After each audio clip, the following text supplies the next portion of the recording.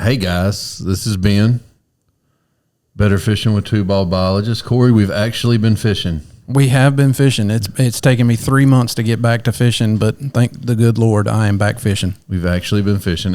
I feel like we started like 3 podcasts with I haven't fished at all. We did, and which was very disappointing in both your effort and my effort when it comes to fishing. But we have been fishing. Today, as a matter of fact, we have been fishing. We are in the mountains. We are. We are in the way mountains. Yep. Yeah, I believe you said to me on the way here, when are we going to decide to give this to either Georgia or Tennessee? Because it seems too far away. I am impressed. We are so far west that I didn't realize we could be responsible for this much land. Yeah. And tip of the cap to North Carolina DOT for making all these roads. Yeah, there's a lot of them. They're curvy too. Had no idea curvy and steep that you could get here. You know, where we're from, it's flat and straight. You can see what's coming at you long before it ever gets to you. Where we're from, right? It's just right around the bend here. So where are we, Corey?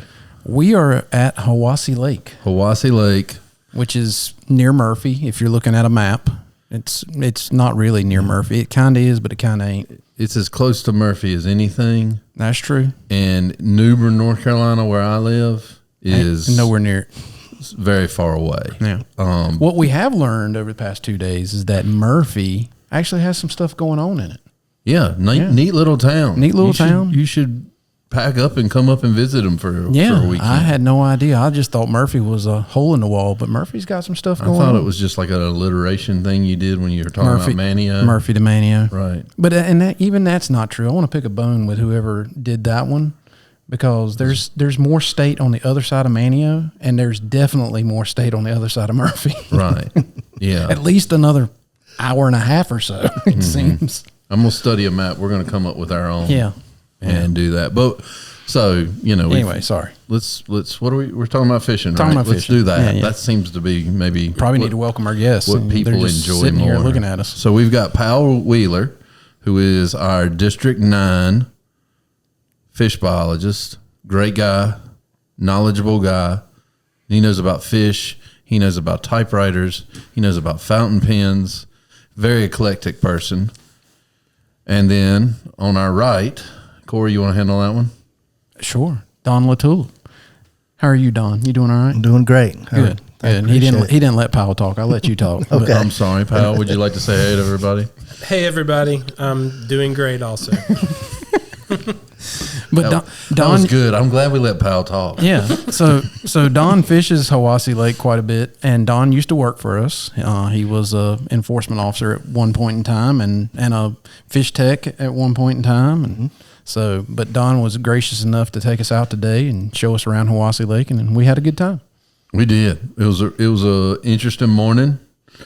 I don't get the opportunity to fish in water that is what's the best word to say it? Deep near the mantle of our planet.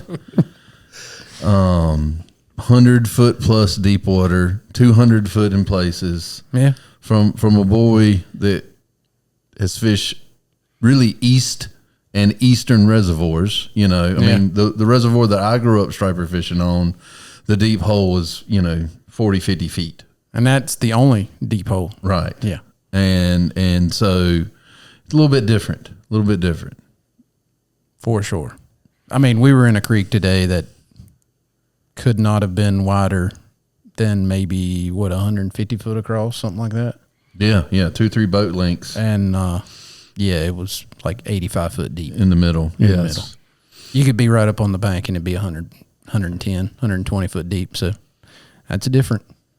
I got to say, I mean, I haven't fished anything like that really. It's challenging.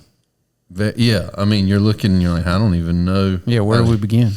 There's a striper at 120 foot. What do we do? But so we're on Lake Hiwassee today. Powell, tell us why there are striped bass here. There's striped bass here. Mostly because the Wildlife Commission stocks them here, which is great. But they've been here even longer, and that's because Georgia stocks them upstream in Lake Nottely, And for years, they have been leaking out of the Notley Dam into the Notley River and swimming into Lake Hiwassee.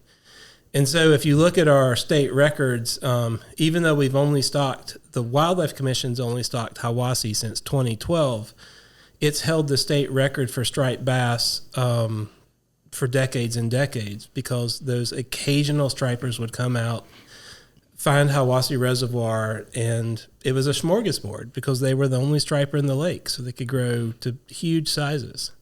That's why we came.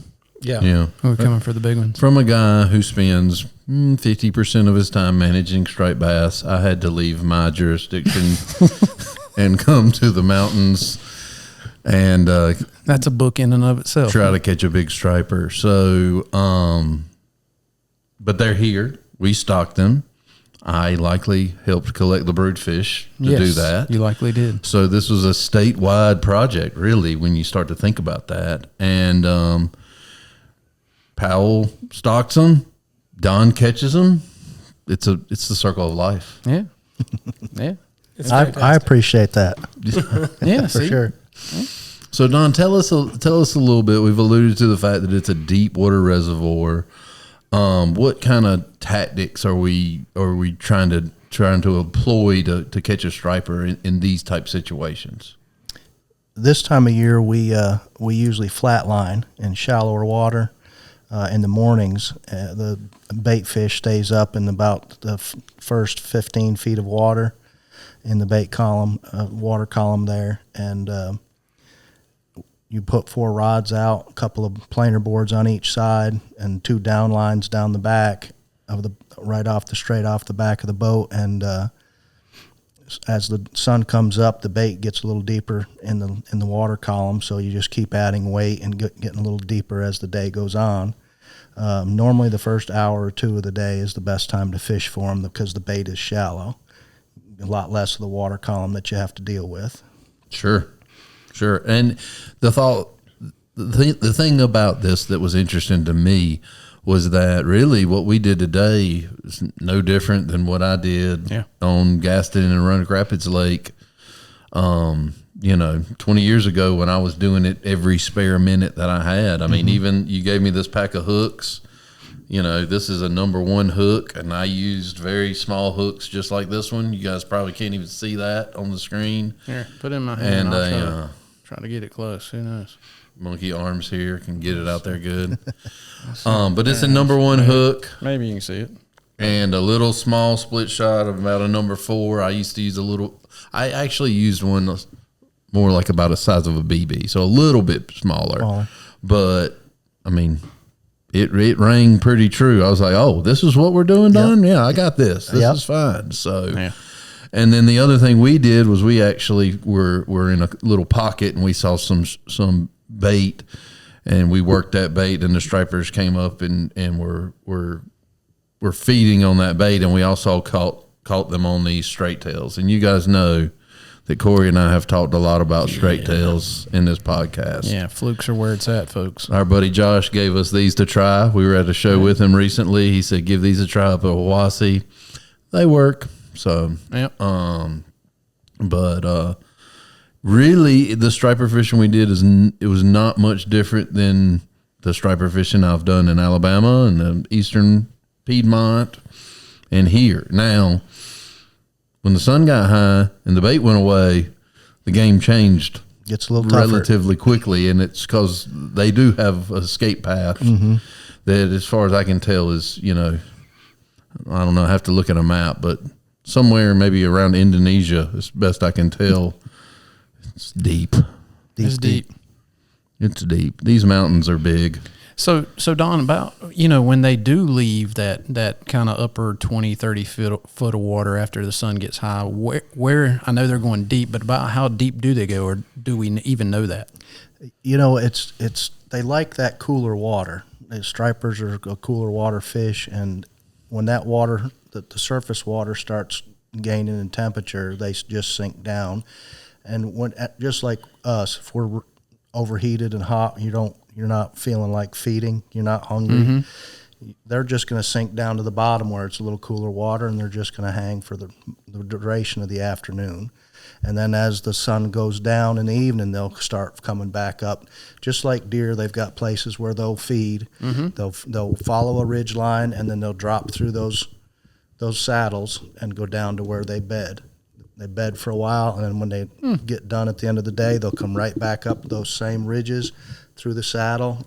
These stripers do the same thing. They follow those points. And if you notice, where we were catching most of the stripers were right off of a point where they can push that bait up into shallow water. And it gives them a little better access where those fish can't run from them quite as easily. They've only got two directions to go, left and right. Out in deep open water, they can go up, down, left, and right.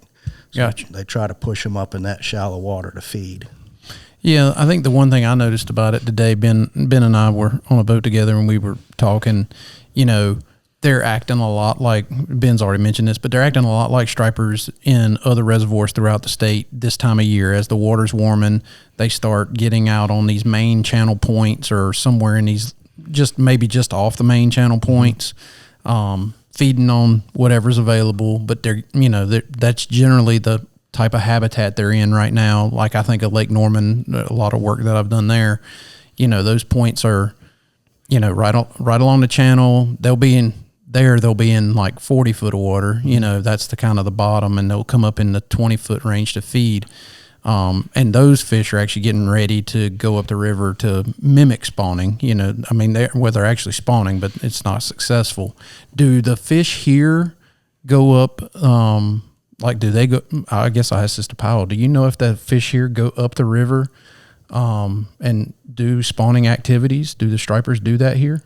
I've never heard any reports of it, but I would expect them to do that and try. Yeah. Don, do people notice them trying to make runs in the spring? The biggest time we see them up in the creeks and the channels off the main lake is when the bait fish is up there spawning. Okay, so they're chasing the bait fish spawning. Yeah. Gotcha. But you haven't really seen like the stripers actually like trying to go up the valley or the Hiwassee River to spawn. Not like the spawn. walleye are doing. Nope. Okay. Nope. They're just keying on that bait. That bait is shallow. They're going to be somewhere close, off in a deep hole somewhere, and then they come up on those shallows to feed. Gotcha. That makes sense. I mean, that's about what all the other ones are doing. Sure. In other lakes. The thing I noticed today, if you think, aside from the depth, It was deep. is that the water temperature today was a lot cooler, being in the mountains. Yeah, they're And behind. the depth. I mean, it takes a lot of time to warm up water that's 100 foot deep. Yeah, it's a lot of water too. It's a lot of water to warm up. And I thought that was interesting. We were probably maybe 10 degrees or more different than what we are on the coast right now. Yeah, probably that. Yeah. So I thought that was interesting. I mean, if you're a bass fisherman, you can go to pre-spawn to spawn right now. The time of year we're in the end of March right now. And so if you traveling across the state, you get a spectrum of water temperatures for sure. Yeah. And then the other thing that was very noteworthy is the river or the lake was about 20 foot low. I don't know. It was What did you say, Powell? lower than normal. Easily. These TVA managed lakes have to think about navigation in the whole Mississippi, and it's more complicated than just generating power. And as a result, for all those competing interests, they do real deep winter drawdowns. And they used to be a lot more severe. On Fontana, the winter drawdown used to be 70 feet. Wow. And they've moderated Wow, that's it. crazy. They moderated it, I think, to 50. So there's progress, I guess. No, So- and it is. I mean, that's something. And I'm glad you added that because I didn't know why, but I did know that a lot of these Mm-hmm. mountain lakes, they do have a wintertime drawdown that's pretty significant. So Yeah. So you're saying they're moving water downstream for navigation, like in the Tennessee and the Mississippi and all that. They're not as.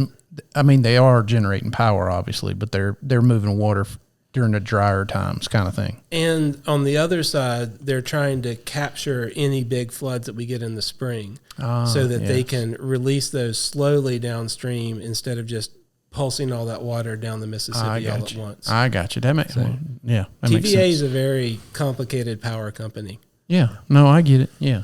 And you know, it's a complicated system, to go from here to the Gulf of Mexico. There's a lot of variables at play for sure. Yeah. So, and this water was actually backed up. It was about 8 to 10 feet higher before you guys got here 2 weeks ago. And then I guess they're doing work on the dam, so they've lowered the lake again. So So And the dams and the generators are always broken and being fixed, and that affects the water levels too. So does that affect your bite? yeah, oh yeah, especially if you're for your crappie fishermen or your walleye fishermen. The crappie, when they set up on those brush piles and want to spawn, if the lake is at this level and then they drop it in 3 days, it pulls those crappie back out into open water. Sure. And they have to hold out in open water till that water comes back up again. Does it affect stripers as much? Not as much, because the stripers they like the open water anyway. They're out in the deep, and then they'll run up into shallow, whether that point is 10 feet further up or further out in the lake. I got you. That makes sense.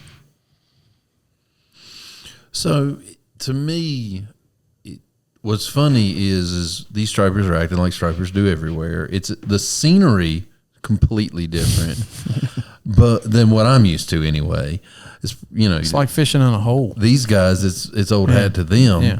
But to me, the scenery is very different. But what we're doing, I mean, very a similar. striper is a striper is a striper. So I think that's a good take home to fishermen is what works one place will likely work somewhere else. And I think that it really helps us really understand what we're doing, where we're going. And it was, we started in an area that if I was here blind, based off what I know about striped bass, would have been as good as a place as anywhere to start. And then once we found some bait, I was like, okay, well, here we go. And then we saw a couple stripers bust on the surface, and it was no different than when stripers show up anywhere, And so that was neat to me. I mean, we did catch a couple Alabama bass today. A Powell caught a nice smallmouth. 4.5 pounds. So that's unique. That doesn't happen in Eastern That North has Carolina. never happened in any of my striped bass fishing. So there's definitely some bonus fish in this mix here.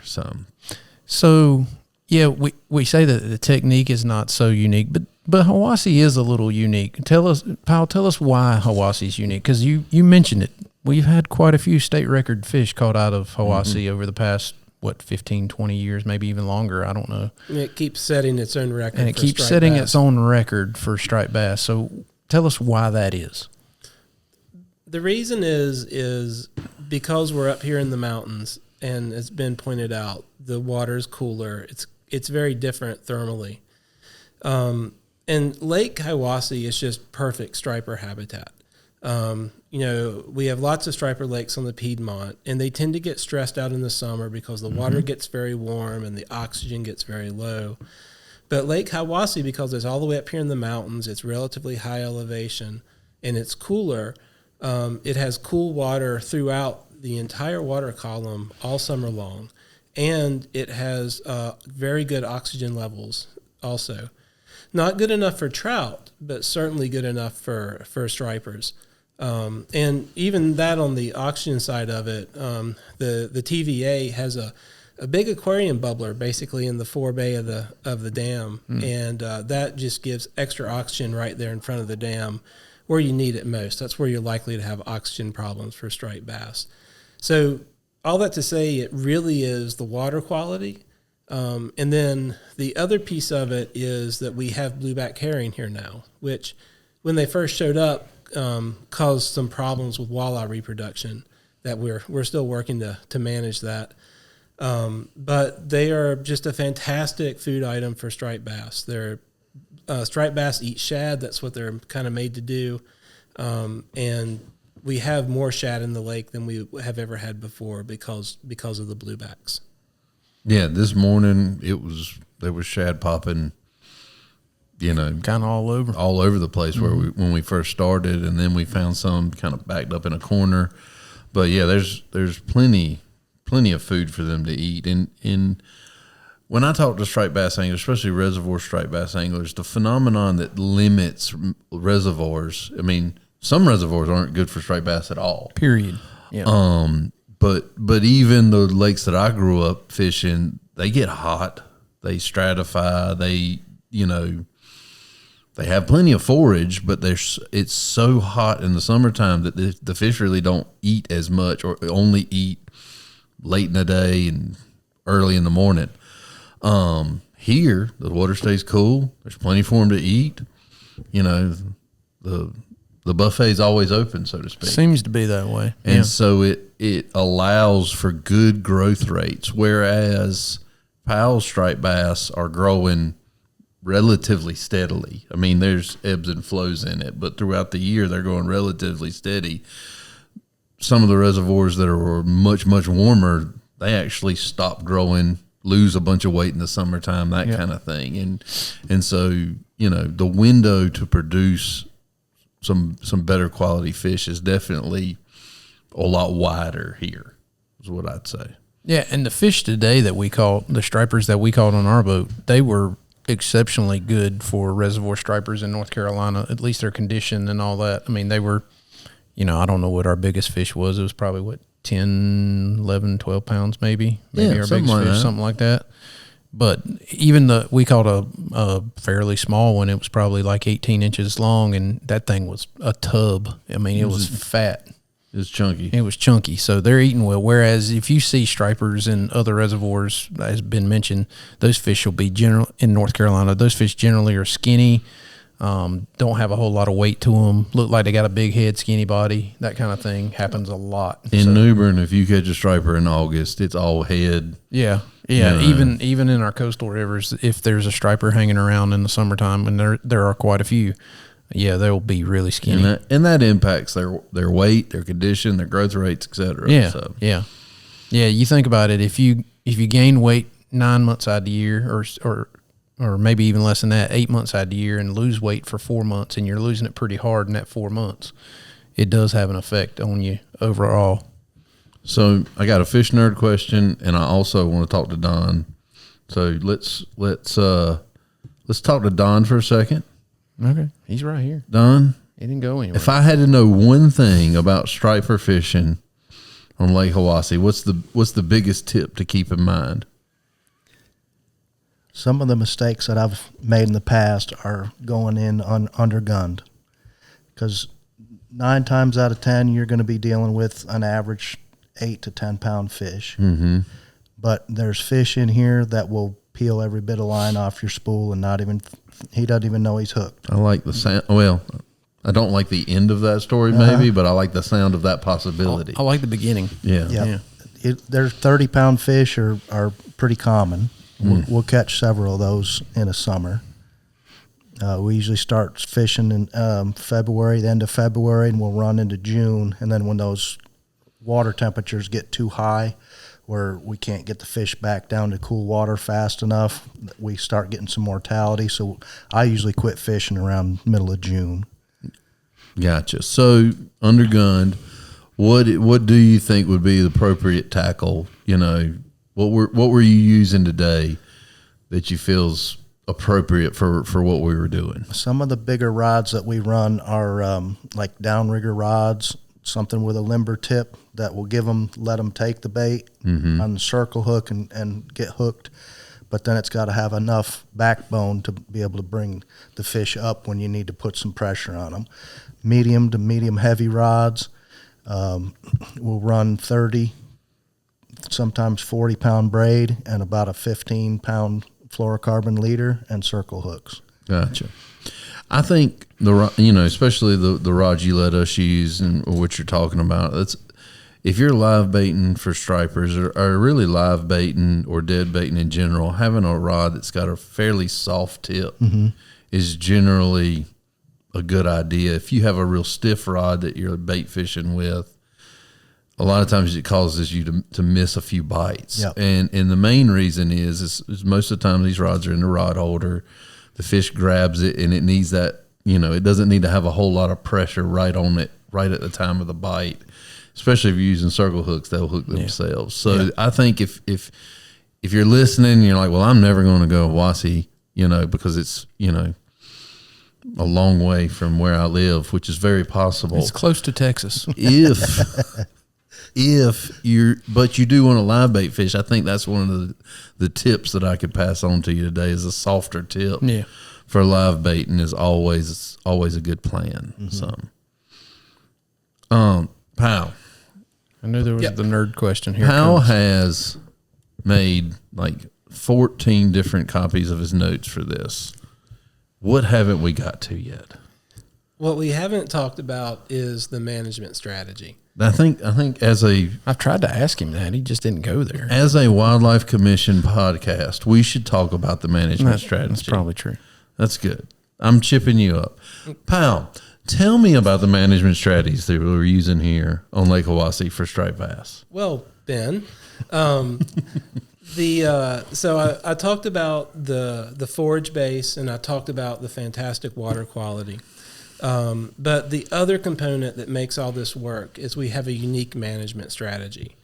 So when we knew we had these really good things that would make it good for stripers, but on the other hand, these reservoirs compared to the Piedmont and the rest of the state are what we call very low productivity.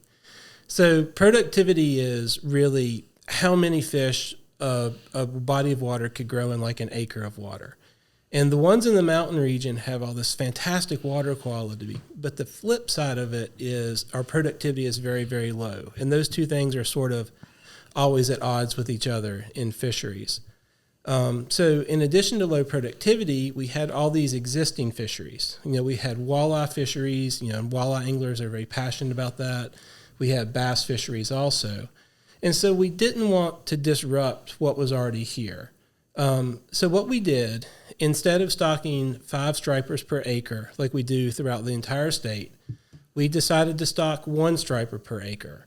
And we thought maybe we can do that and we can keep the growth rates high because there'll be less mouths to feed and not really cause any displacement to the other anglers and sort of maintain that trophy fishery that had always been here at some low level. And I'm pleased to report it's been, as we've observed, a fantastic success. The striped bass in here are healthy. They're doing well. There's enough of them that people can go catch them in a way that they really couldn't before. I mean, somebody might accidentally catch a striper, but you really couldn't go out and just catch 3 or 4 stripers. So now there's enough to do that. There's some guides like Don that are working it. But we've also got the fastest striped bass growth in the entire state. So our strategy of trying to create a fast-growing population that can maybe have a little bit lower catch rates in other parts of the state, but bigger fish is working fantastically. So I couldn't be happier about that and happier about the day we had fishing for them. Yeah. Yeah, I mean, it's the old adage, right? You can't have more and bigger. Yes. It just really doesn't work in the fish world. And that's a hard thing for a lot of our listeners to understand. When we meet them, they always want more and bigger. That's kind of the joke amongst fish biologists. Everybody wants more and bigger. And the truth of the matter is, I mean, I want more and bigger. I want more and bigger. But the truth of the matter is you can't have that. In almost every situation, you cannot have that. And I think that's the reason we came. We came to Hiwassee because we knew that the growth rates for stripers were really good. But the expectation is if you come here, a good day, you said this to us the other day, a good day on the boat is like 5 fish. Yep. You know, 5 to 10 fish. Yeah, 5 to 10 fish. Whereas at Norman, when I was working, we might do 30 to 100. Now they're not going to be nearly that size. One, they're hybrids, but they're even if they were stripers, they wouldn't be nearly the chance of running into a 20-pounder. I mean, that's like a unicorn. In most reservoirs in the state of North Carolina, it's not really a unicorn here. You just heard Don say it. We run across 30-pounder plus fish. I've seen it on your phone. There's fish of over 40 pounds.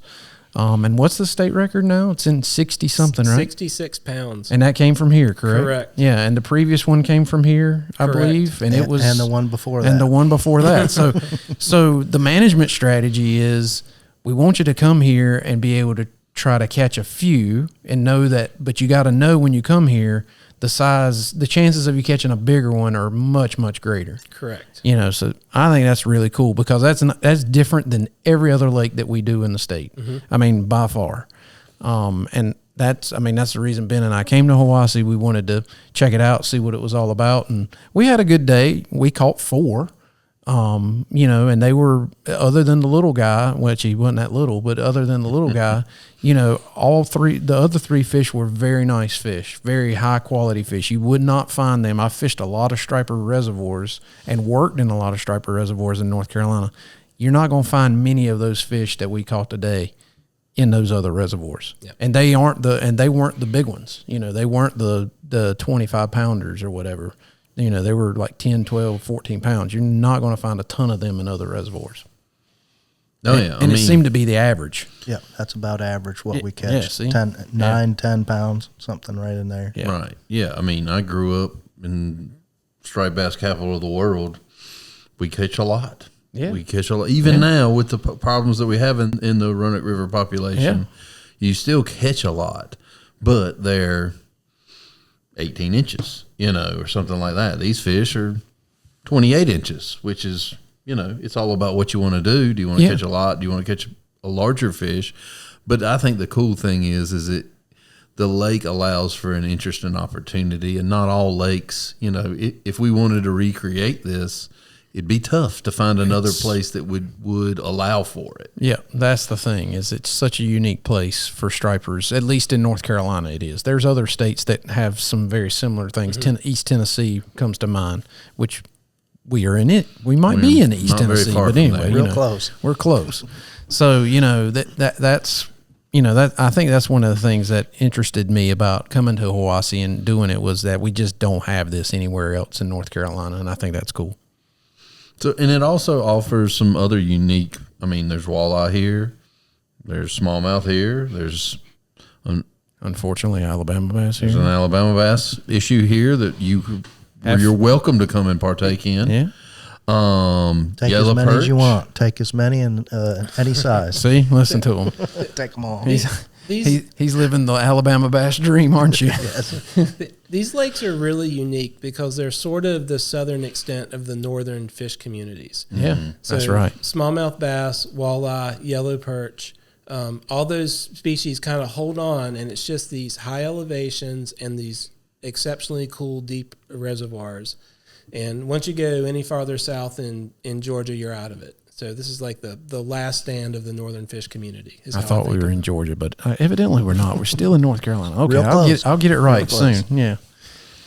Last time we came out here, I told Corey that I didn't realize that there was two or three more hours of North Carolina left when you're in Iredell County. And There's actually more than that. and there's more than that. Like Yeah. it's from a eastern guy, it's like, well, we're in the mountains, and I had no idea we had as many mountains as we have. We've So, gotten to the other side where it's starting to get flat again. yes. That's how far we've come. You're at the end of it. It's all flat in all of the directions from this point, except north. See? Yeah, it's a neat place. It is guys. neat. It is neat. I mean, it's worth. You know, we've been to Appalachia now. We've come to Hiwassee. Both of those reservoirs are unique. And I mean, you know, the trout fishing that we talked about in the previous podcast, and now the stripers here, and we're probably going to do a podcast on walleye here, and that's not necessarily unique, but it's a part of the fishery here that is really, really good.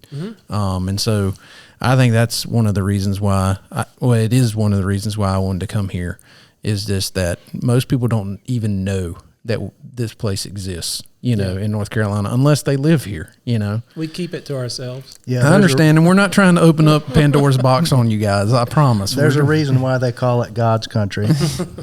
I was under the impression it was all God's country. But anyway,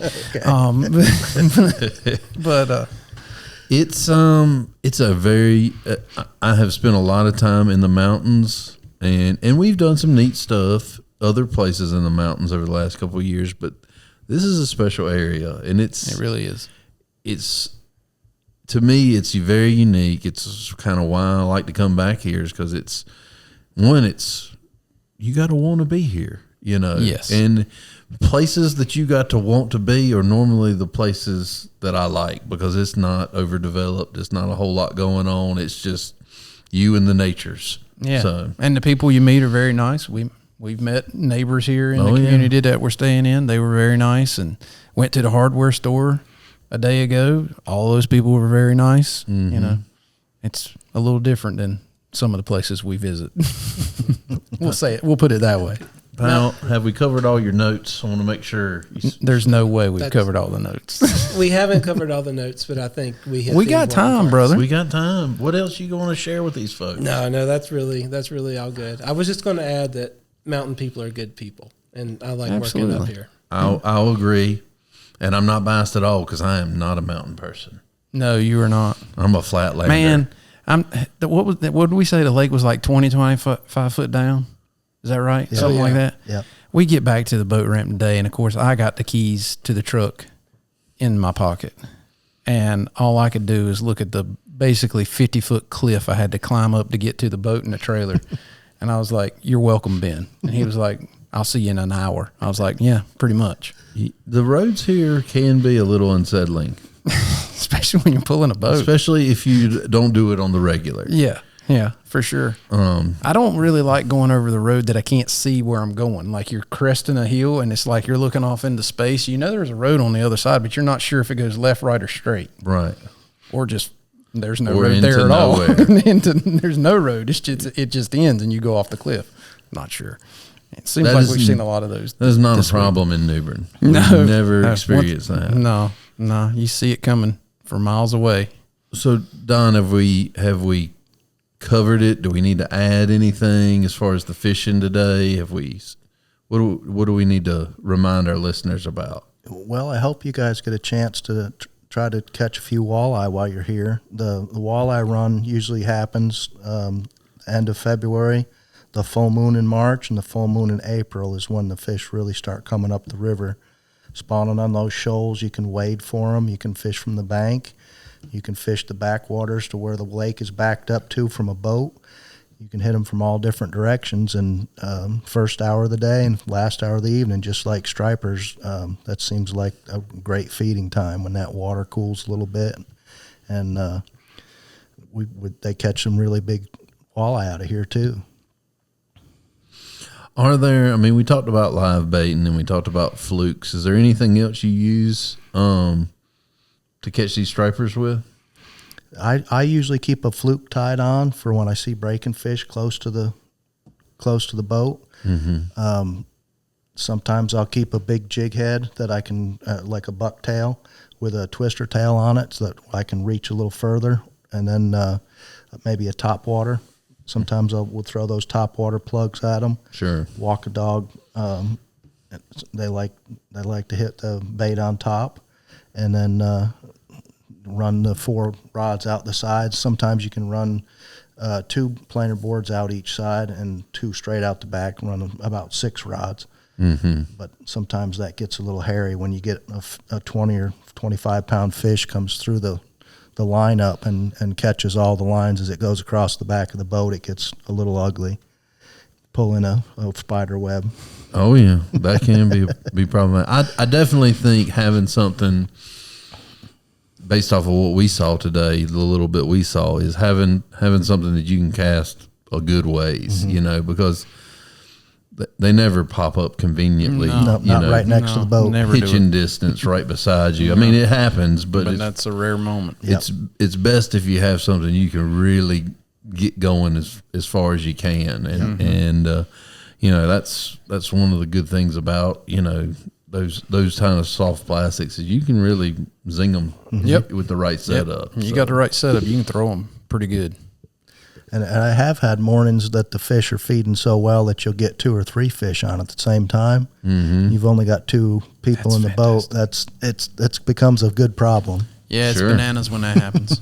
That happens at Lake Norman a lot. In case you want to go catch hybrids and do that, the very same technique you're doing, you can get 3s and 4s, doing that. And if there's only 2 people in the boat, It's chaos. Yep. Yeah, it's utter chaos, but it's a fun chaos. Because they are schooling fish. Yeah. So, you know, when they push through, it's normally Yeah. not just one that's sneaking by. Yeah, So, it's usually, it could be 20, 40, 50, 100, you know, it just depends. Yeah, you can pull the Alabama rigs on trolling gear and catch them that way too. Yeah. Yeah. Yep. Very similar techniques. I mean, they eat shad, so really anything that imitates something white, silvery, Yeah. you know, can be a good choice in a given moment. But I mean, Powell, you probably know their diet consists 80-90% shad, right?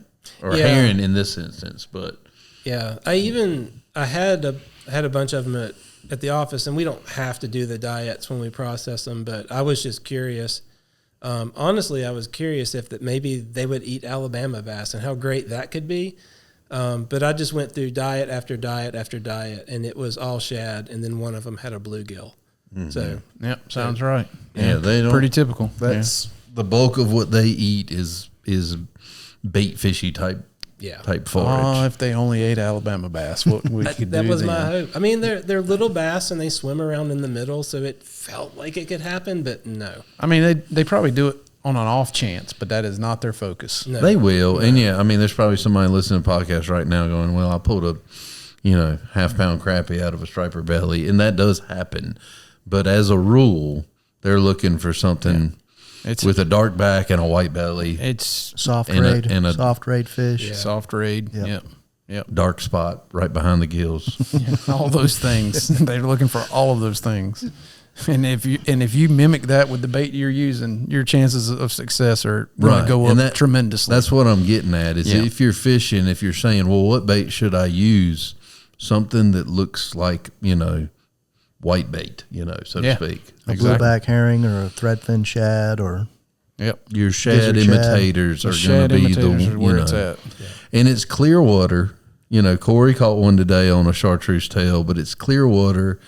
Normally, clear water, the more natural baits are going to be But it was mainly a pearl bait. Yeah, so it just had a you're- little bit of chartreuse on it. your whites are going to be good choices in water like this. Yeah. We get that question a lot on the podcast: is how do you know what color bait to choose?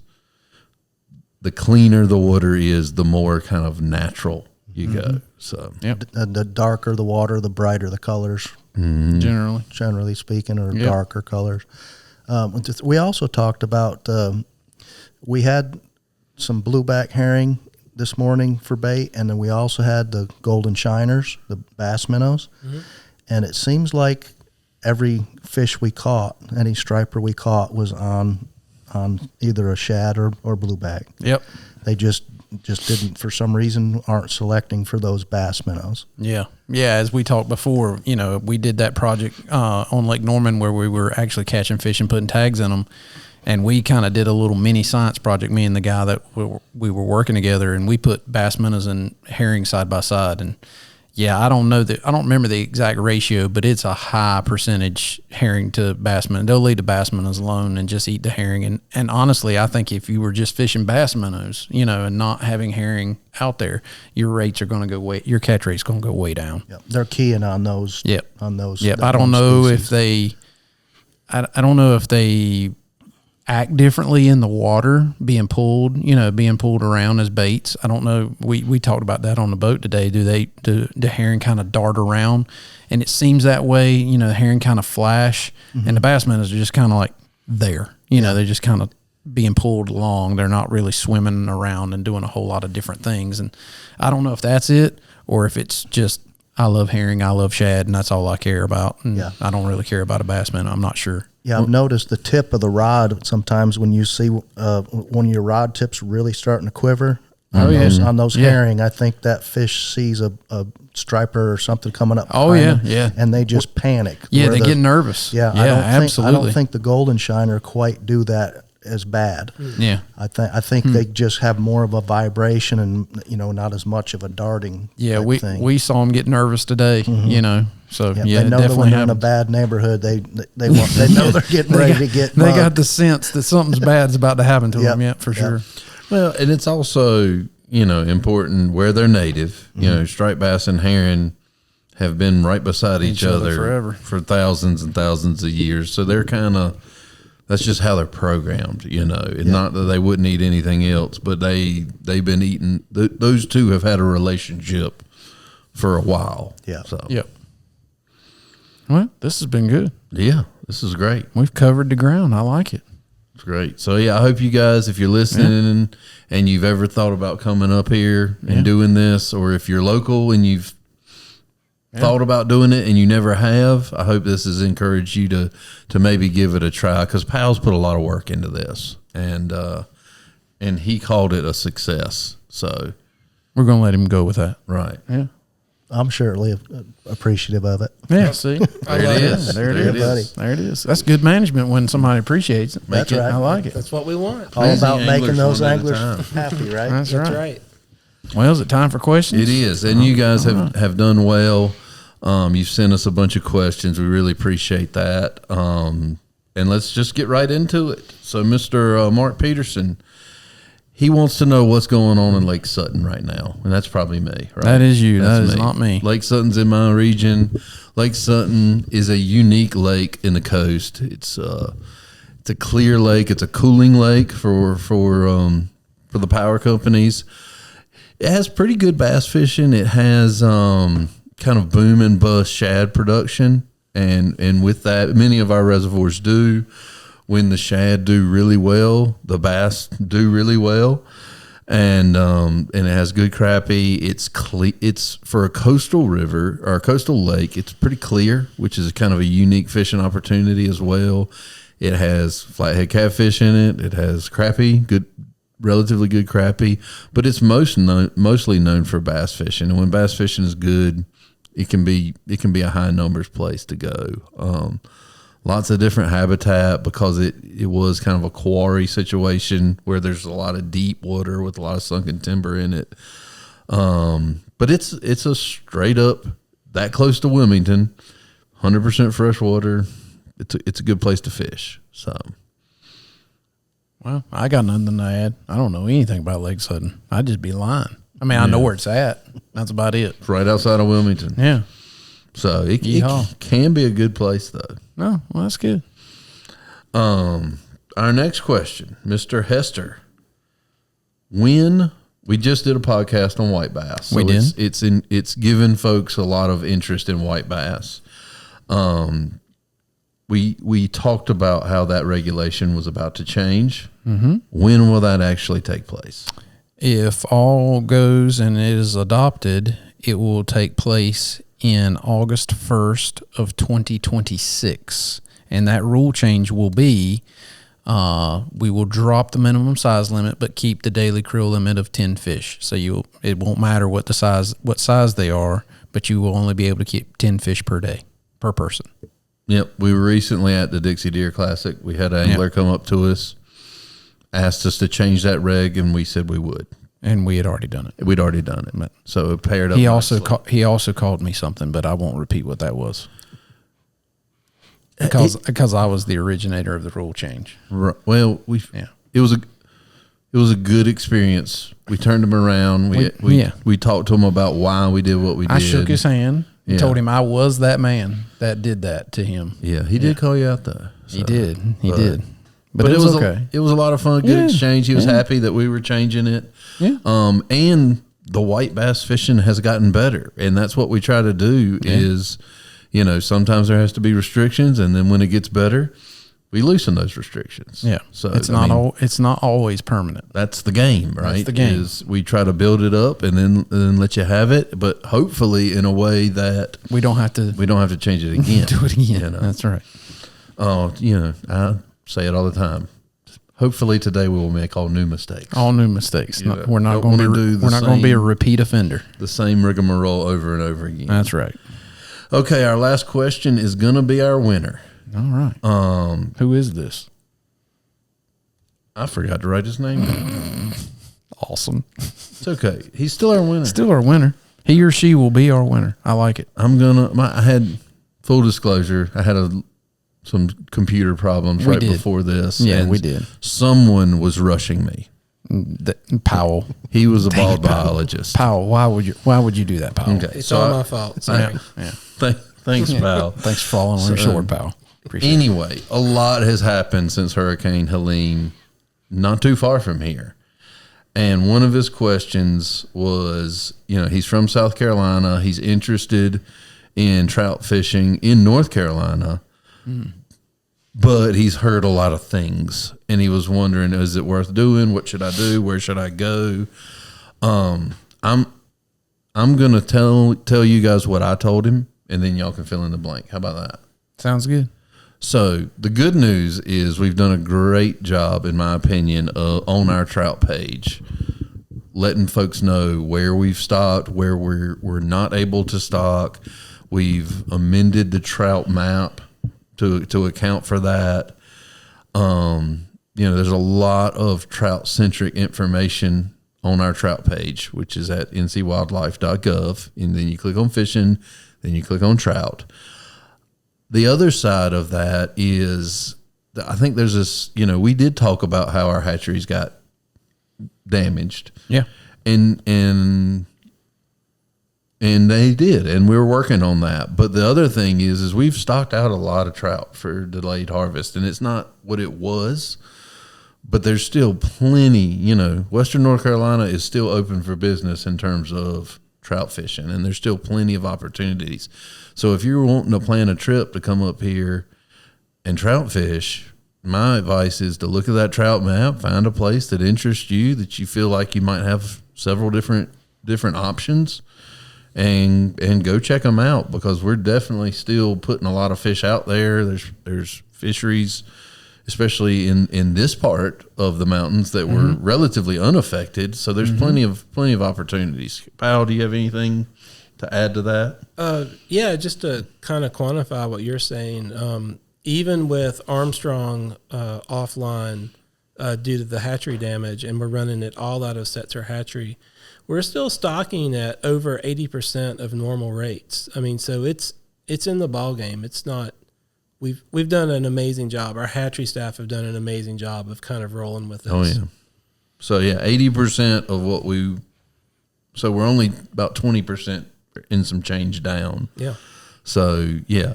And if you caught 10 trout last year, maybe you'll catch 8 this year. It's really what that means. Right. So, and the only thing I would add, you said it, but I'll be a little more detailed, is just prepare before you go. Look at our website, figure out what streams are available. Some places are still under really massive recovery efforts even now. What are we, 6 months out? Yeah, about 6 months out from the hurricane, maybe, well, right at 6 months actually today, since the hurricane hit. And so, there's still places that are affected that we will not stock because the streams are so damaged.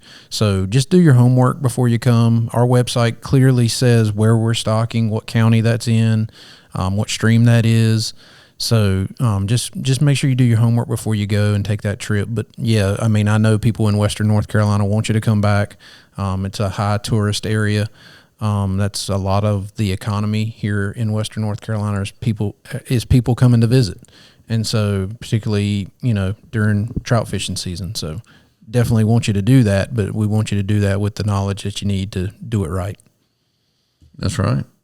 I'll add that, if some place that you wanted to fish, we weren't stocking, we're bringing those streams back online as the access improves and things improve. So some of the streams that we started off not stocking are in fact being stocked again. So so please check back to the webpage. Yeah, and if you have any questions, you can reach out to us. You can reach out to Powell.